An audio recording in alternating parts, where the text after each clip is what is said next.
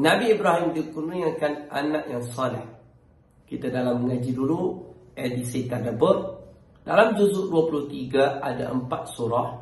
Yang pertama surah Yasin, yang kedua surah As-Saffat, yang ketiga surah Sad, yang keempat surah Az-Zumar.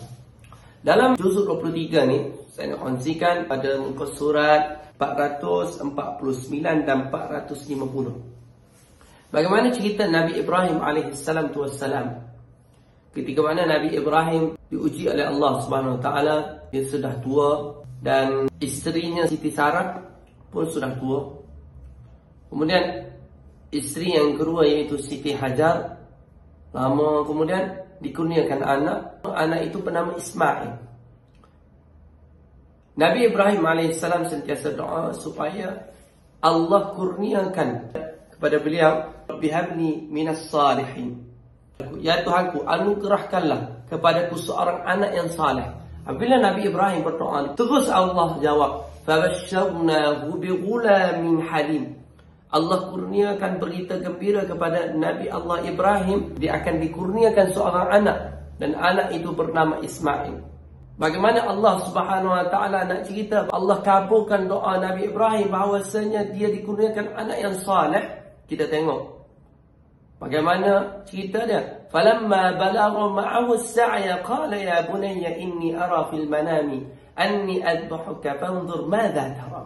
Ketika mana Nabi Ibrahim ni dia bermimpi, dia sembelih anak dia, maka dia tanya anak dia. Nabi Ibrahim tanya kepada anaknya Ismail, fanzur madza tara. Apa pendapatmu? Aku mimpi, aku sembelih engkau.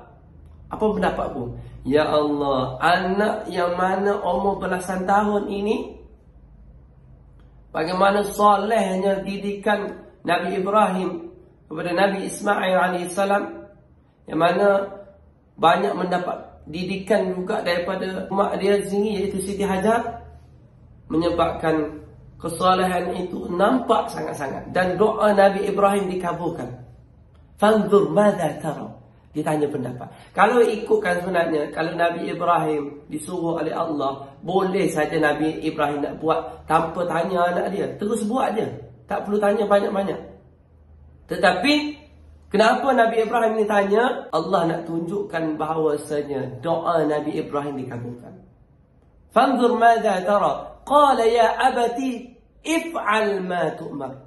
Wahai ayahku, buatlah apa yang disuruh oleh Allah kepadamu, buat je. Satajiduni insyaallah minas sabirin.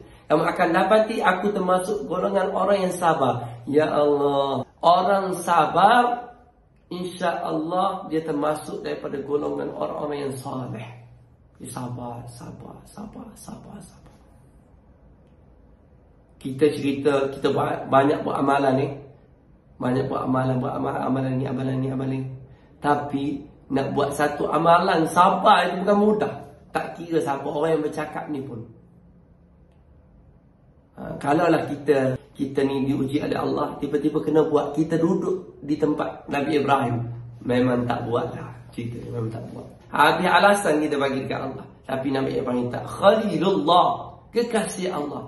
Bahkan anaknya juga anak yang saleh. Jadi kita doakan semoga kita termasuk daripada golongan hamba Allah yang saleh. Kita termasuk golongan anak yang saleh, termasuk golongan ibu dan ayah yang saleh, insya-Allah. Dan yang paling penting kita jadi hamba Allah yang saleh. Semoga bermanfaat. Wallahu a'lam.